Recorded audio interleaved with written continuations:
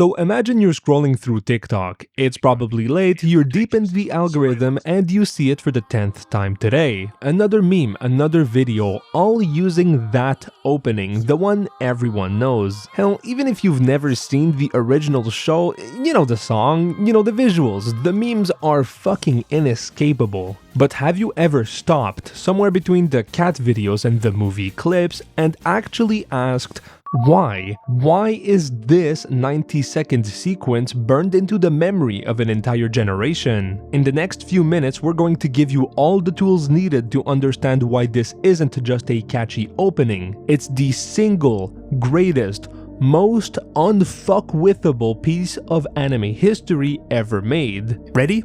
Let's go. So let's talk about the first piece of the puzzle. The music. On the surface, A Cruel Angel's Thesis sounds like the perfect 90s anime theme. In fact, it sounds like one of the most heroic anthems ever written. But it's lying to you, and that lie is the first key to unlocking why this opening is a masterpiece. It comes out swinging with this massive heroic brass fanfare and a beat that just slaps. The composition is pure triumph. You could listen to it before a football match to get hyped. The sound is telling you one story, a story of heroism, destiny, and glory. It's designed to make you feel like you're about to watch the coolest giant robot show ever made.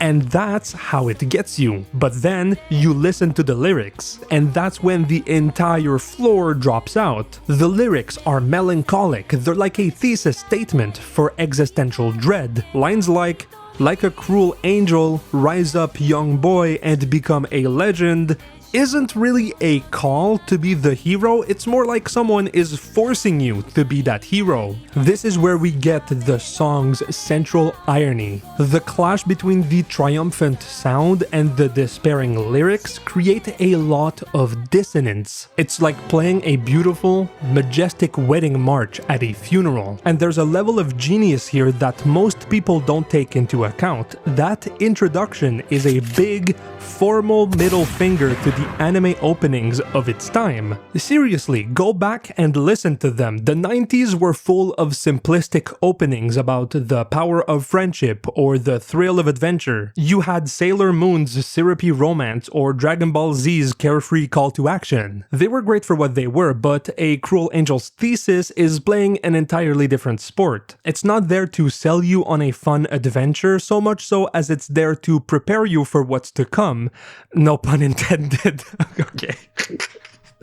That's so bad. It's teaching you that destiny is a burden and heroism is trauma, pretty much.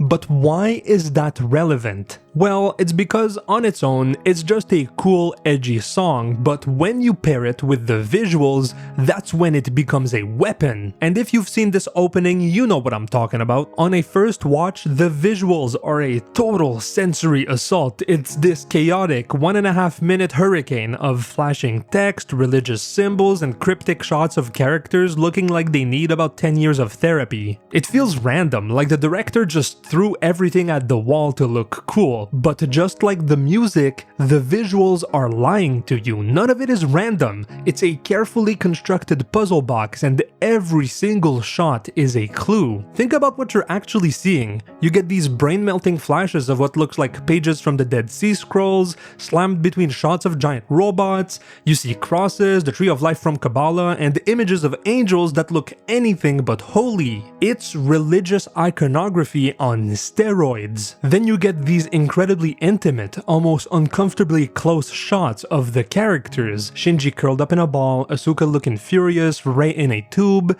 but they flash by so fast you barely have time to process what you're seeing. It's designed to give you visual whiplash, to overload your senses so you can't quite put your finger on what's wrong. The point is, the rapid-fire editing is a mirror. It's reflecting the fractured, unstable minds of the characters you're about to meet. Those religious symbols aren't just there to look deep, they are the literal bedrock of the show's mythology. And those flashes of text, they're planting the seeds for the show's biggest questions about humanity, consciousness, and what it even means to be an individual. And most importantly, Those cryptic character shots are a visual thesis for each pilot's trauma. You see Shinji's isolation, Asuka's desperate need for validation, and Rei's ethereal emptiness before they've even spoken a full sentence in the show. The opening is giving you a complete psychological background in 90 seconds, yet it never spoils itself. It's some of the best foreshadowing done in the medium. But here's the real kicker. The visuals are brilliant and the music is a masterpiece, but it's when you put them together that you get the single greatest gut punch out of an anime opening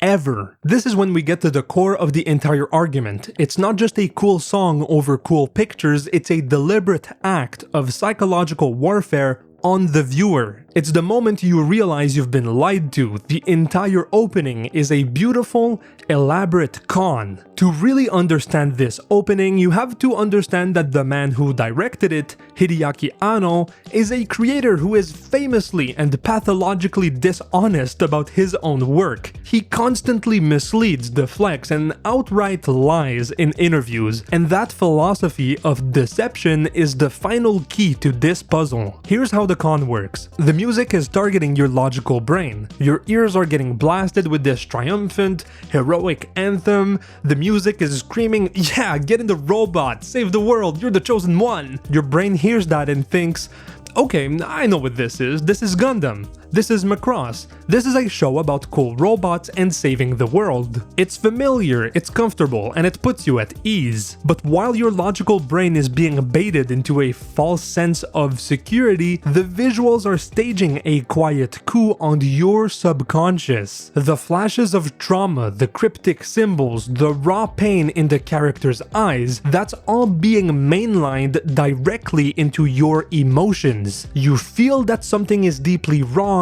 even if you can't put it into words. And that conflict is the entire point. Anno is using the opening to manufacture the show's core theme inside your head. The con is to make you feel the lie of heroism. He's showing you that the promise of glory, the music, is just a mask for unspeakable pain. The visuals, it's a trick he plays in interviews and it's a trick he's playing on you. It's teaching you subconsciously how to watch the show. He's training you. It's telling you, don't trust the triumphant moments, look for the pain underneath. Don't listen to what I say, watch what I do. That's not just a good opening, it's a masterclass in thematic storytelling. And that right there is what separates this opening from every other one ever made. It's what elevates it from a fun opening that seeks to advertise what the show is about to a perfect thematic overture. And it's the reason why, after all these years,